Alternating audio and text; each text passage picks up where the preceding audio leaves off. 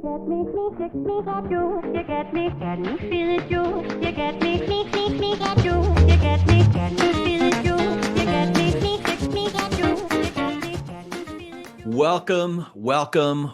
We are talking politics and religion without killing each other. I am your host, Corey Nathan. It's an honor to be a part of the Democracy Group, a network of podcasts that examines what's broken in our democracy and how we can work together to fix it. Be sure to subscribe to our YouTube channel and follow us, review us. Review us. Don't forget to review us. I'll share this again. I've shared it. We already recorded the interview that I'll be releasing in a couple of days with Julie Mason, the wonderful Julie Mason, but we got a 3-star review. So I want to get a few more 5 stars to bury the 3-star. The links to be able to review us and all that stuff, the YouTube channel link and all that will be in the show notes so you can easily find it. All of this stuff, it really does help so we can continue having great conversations and exploring big, important topics like the one I wanted to discuss today, and that is how the pro-democracy coalition, us pro-democracy patriots, can persist in an anti-democratic time. First, I did want to give everyone a quick update. We were evacuated. The Hughes fire is right near our house. It happened very quickly. Happened a couple days ago. Thankfully, the firefighters, air support just did an incredible job. So while we were evacuated for the better part of a day and a half, we were able to get back into our house. I believe that we're still on a level 2 warning, so our cars are still packed in case we need to go. The other day it was crazy. There was nothing, and then all of a sudden our entire area was covered in smoke, an umbrella of smoke over our whole area. I could see flames really not too far away, a football field's distance from our house. Just because of the way the winds moved, they were moving in our direction. And just as quickly as they moved in our direction, they shifted in another direction, but also because of the work of the firefighters, who were very thankful to be back in our house. And that we didn't suffer the kind of destruction that we saw all around LA. Still kind of a tense, stressful time, but grateful that we're still here and our house is still here. So, and again, grateful for the firefighters doing their work. So that's just a quick update on us. So the topic of the day: how can the pro-democracy coalition, pro-democracy patriots, persist in an anti-democratic time? Frankly, I'm still trying to figure it out. And I'm interested in what some of you folks are doing during this time. Now, listen, I know that some folks who listen didn't vote the same way that I did. Some folks that are watching on YouTube didn't vote the same way that I did. Again, at least at the top of the ticket. Our ballots are long ballots. So there's folks who voted differently for president than I did, but had a lot of similar votes down ballot in California. Or maybe we share some philosophies and they ended up just making a different choice for president than I did. But then there are a lot of folks who might not own it, but are frankly displaying and exhibiting anti-democratic behaviors and are supporting anti-democratic candidates. So, but for those of us who have come to really value what this American experiment is all about, or maybe you're like me and I've really come to become a student of the First Amendment and those 5 freedoms that are articulated there, that you're concerned. There's dismay at how this last election went. So I'm curious to see how you're accepting how it went and what you're doing for your own sanity and to stay engaged. I've been zeroing in on a few things that have certainly helped me. A lot of it involves practicing discernment.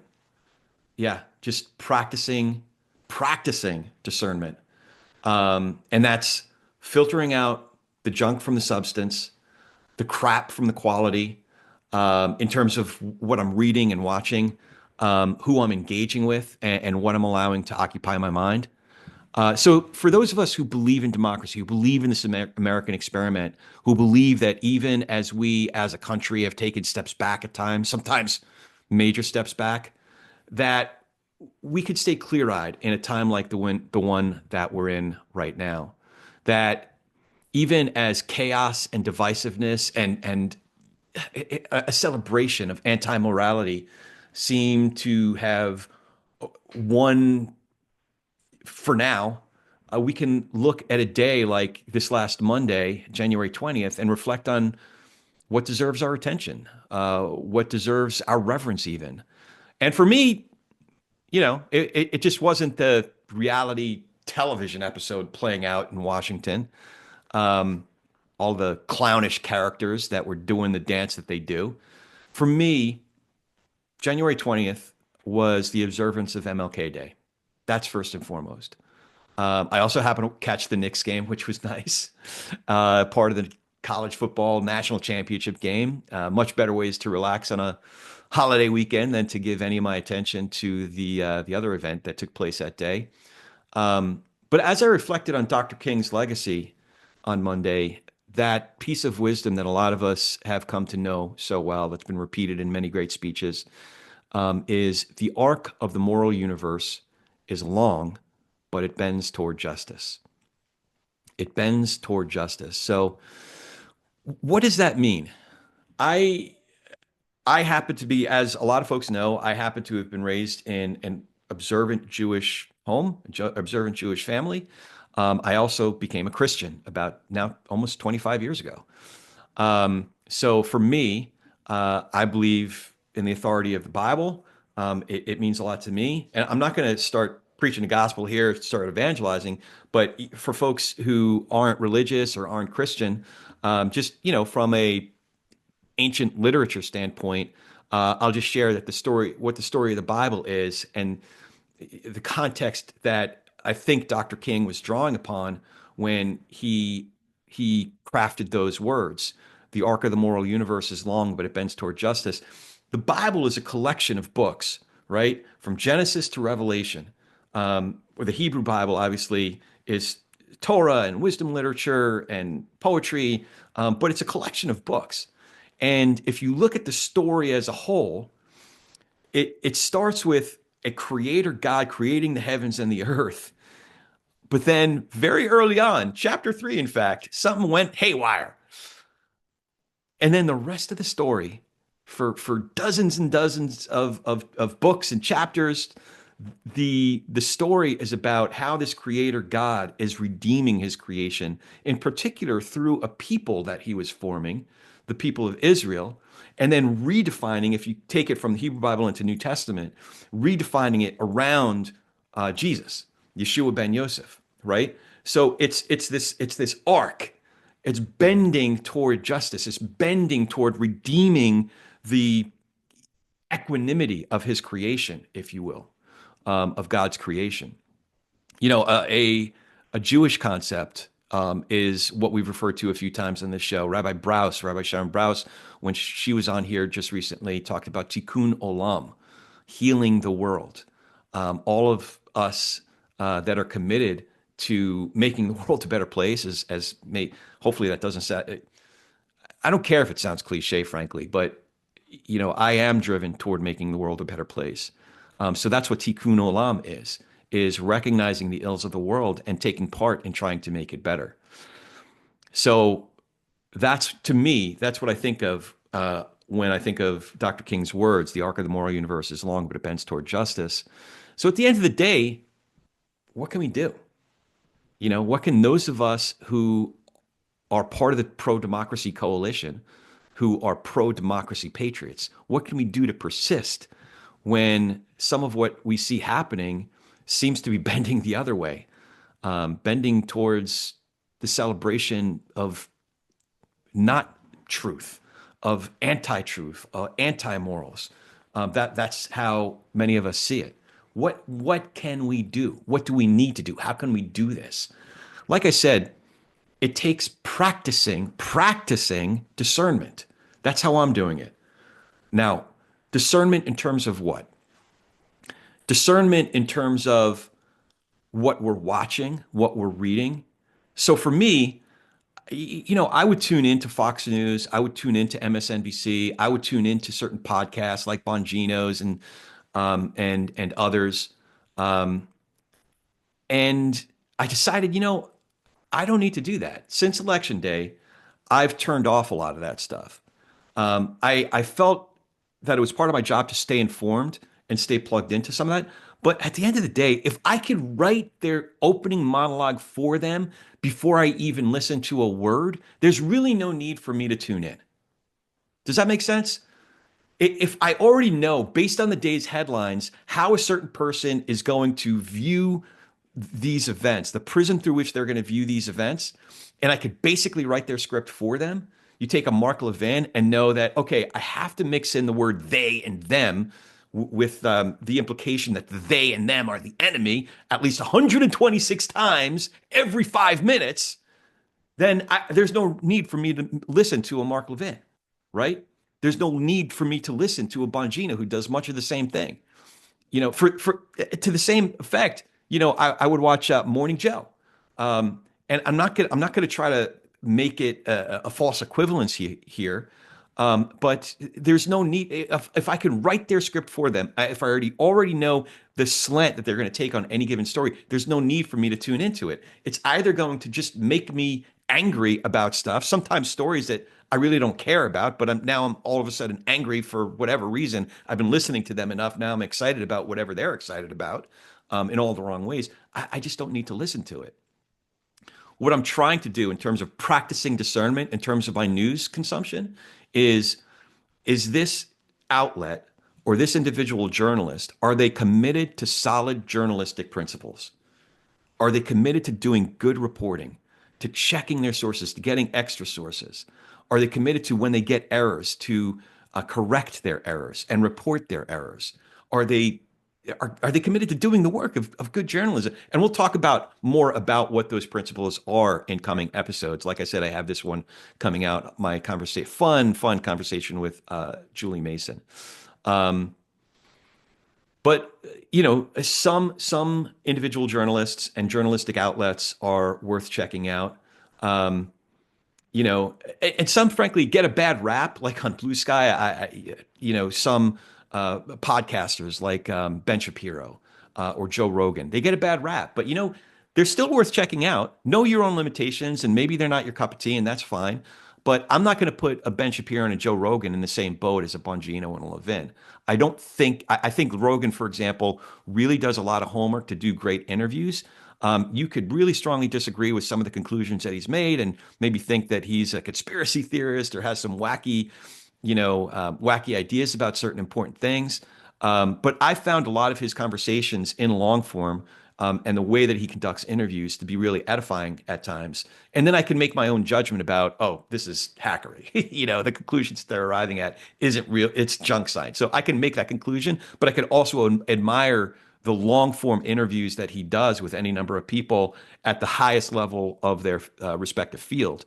And especially the way that he prepares so well for those interviews. Shapiro mixes in a lot of the same shtick, but I think Shapiro is smarter, does better research, will take a more independent stance at times that falls into the ire of folks from the right and the left. Like, he's not good enough for the pure MAGA folks. He's not pure enough for the pure MAGA folks. And a lot of people who lean left hate him for some more obvious reasons. But I don't put everybody in the same boat. What I'm saying is, I'm not dismissing people just for the sake that they don't get the stamp of approval from the DNC or they don't get a stamp of approval from MAGA. I'm trying to, again, practice discernment, take it in, see if they're applying basic ethical principles, basic journalistic principles. And sometimes they might still be doing that, but they're still not my cup of tea. One of the things I am doing is I'm reading a lot more Substack. If you haven't discovered Substack, I recommend you do it. There's so many different individual writers and thinkers that are on there. Mike Madrid, for example, has great contributions several times a week on Substack. Um, Kristen du Mez, I've been really enjoying hers. I get Mets newsletters on Substack. The Bulwark has a lot of content on Substack. It's something where you can curate what you're reading and watching and listening to. And you can even create your own Substack and start writing on there, whether it's comments or podcasts or longer form essays. So I'm starting to subscribe and in some cases unsubscribe from any number of individual writers and thinkers. And it's helping me practice discernment when it comes to what I'm reading and what I'm watching. And like I said, it's not that I look for individual reporters and columnists in other publications. And you might be surprised where you find them. Again, if you lean left, you might be surprised that there are actually good reporters in outlets like Newsmax. Yeah, Newsmax, like Breitbart and the Daily Mail. There are good reporters there, individual reporters. Now, I'm not going to sit here and start selling subscriptions to the Daily Mail or to Newsmax, but I'm here to tell you there are good reporters there. It is a matter like there's editorial decisions there in terms of what stories they're pursuing. But it's good if there's somebody who's doing really good work from a journalistic standpoint. I want to read them where they're at. I want to be exposed to stories that might not show up in the New York Times. So I'm less about the New York Times, the Washington Post, or the LA Times. I'm more about individual writers and thinkers, and you can find them in a lot of different places, including the New York Times, including Breitbart, believe it or not. So that's what I'm doing to practice discernment when it comes to consuming news and analysis. Um, what I'm also doing is I'm trying to separate out. Look, this administration, there's going to be a lot of shenanigans. It's a lot more sizzle than steak. There's going to be a lot of it every day. It's this endless flood of crap, just empty calorie crap. So I'm trying to separate out what the crap is from what the substance is. David Brooks, actually, speaking of individual thinkers at various outlets, David Brooks, as you know, one of my favorite writers, if not my favorite, to be perfectly candid, had a column on the 15th, and he said, "We deserve Pete Hegseth." I'll quote extensively from what he wrote. This helps describe it better than I can. He said, "We live in a soap opera country. We live in a social media, cable TV country. In our culture, you don't want to focus on boring policy questions. You want to engage in the kind of endless culture war that gets voters riled up. You don't want to focus on topics that would require study. You focus on images and easy to understand issues that generate instant, visceral reactions. You don't win this game by engaging in serious thought. You win by mere attitudinizing, by striking a pose. Your job is not to advance an argument that might help the country. Your job is to go viral." He goes on to say later in the piece, he says, "In a healthy democracy, people revere great learning on substantive issues. They understand the world is too complex to be captured in bite-sized slogans, but they also appreciate the wisdom that comes from concrete experience and know that most hard calls have to be made in light of the deeply held values that have made America what it is." So that's what I'm trying to do. End quote. That's what I'm trying to do. In a healthy democracy, people revere great learning on substantive issues. I'm trying to practice discernment to figure out what those substantive issues are, and separate that out from the crap that we're deluged with on a daily basis. And I'm trying to spend a lot more time thinking about that, reading from good thinkers, reading great writers, watching and listening to podcasts and other shows, to the extent that I am, because I'm listening to a lot less of it and watching and reading a lot less of it now than I was before. So I'm trying to have a balanced diet, if you will, which is good. Practicing discernment. It takes practice, practicing discernment. What I'm also practicing is mindfulness. That it's easy to get carried away. It's easy to let your mind race away with, oh, well, the president just said this and he's threatening to do that. And then if that happens, then this will happen. And what if this? Your mind could just go down all these, doom loops of terrible, the world is coming to an end because of something that the current occupant of 1600 Pennsylvania Avenue just farted out of his mouth. So I'm trying not to get caught up in that. Mindfulness, as I've shared before, I've been doing a lot of meditation over the last couple of years. It's not a spiritual exercise. It's a breathing exercise. It's literally a breathing exercise, and it's an exercise to stay in the moment. What's the most real is, you know, the present moment. What's now? And that really helps. I can ruminate on things that have happened in the past and play it over and over in my mind and get wrapped up in that and let my mind kind of wallow in that mire. I can worry about what might come, and just get really down about what if this happens and what if that happens, or I can stay in the present and the now. And by doing that, part of that is, it's not to say that those thoughts don't enter in about the past or the future and the what if and the anxiety of all that. But the practice is acknowledging those merely as thoughts. That's all they are. They're just thoughts. So that's what I'm practicing. That's it again, it takes practice to be mindful of staying in the present, acknowledging those thoughts as they enter in. Oh, that's a thought. That's an unpleasant thought. But then once you acknowledge it as a thought, you separate yourself from that thought. It doesn't have to coil around your brain. It doesn't have to occupy you. It doesn't have to be you. You are not that thought. Therefore, once you separate yourself from it, you allow that thought to pass. And that's what I'm practicing mindfulness and just breathing. The other thing, so speaking of Substack, I was reading Kristen du Mez Substack on the 19th. She had a great tip of how she's getting through this moment. A lot of these writers and thinkers, they have this way of diagnosing our time, diagnosing the moment that we're in, but also prescribing some possibilities of how to get through it and how to thrive through it even. So Kristen du Mez, part of what she said in her Substack that came out on the 19th, she said, truth is about having an accurate sense of things, but it's also about tapping into something deeper, to a sense of goodness and beauty. It's about maintaining your ability to love in a world filled with temptations to mock, belittle, and hate. It is about staying generous in a world that baits you into resentment. So she went on to say, one of the things I've committed to doing in the coming months and years is seeking out works of beauty and truth. This is not an escape from the challenges of the day to day.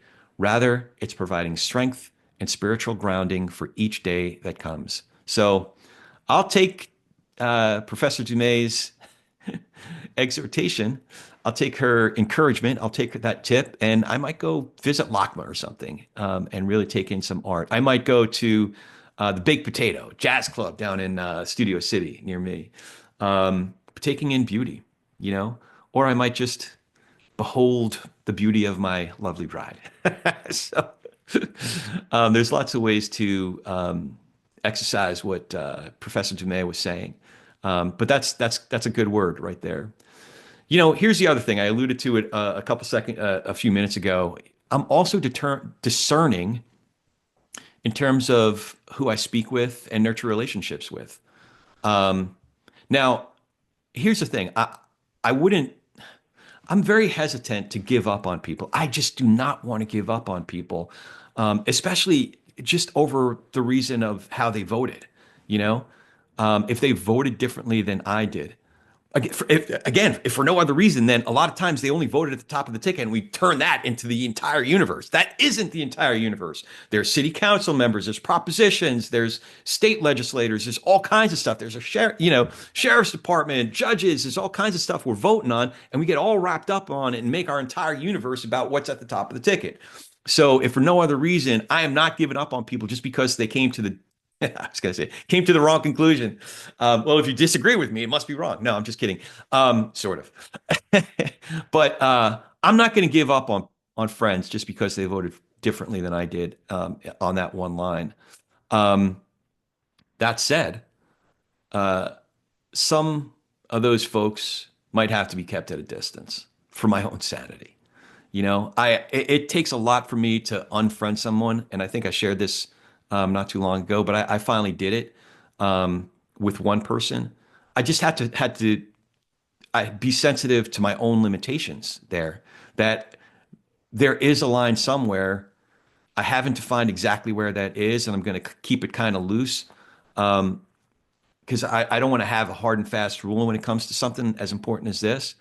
But the guy, I guess it was, because we were already going through the fires, and this guy had been crossing the line already last year when it came to the Israel, what was happening in Israel.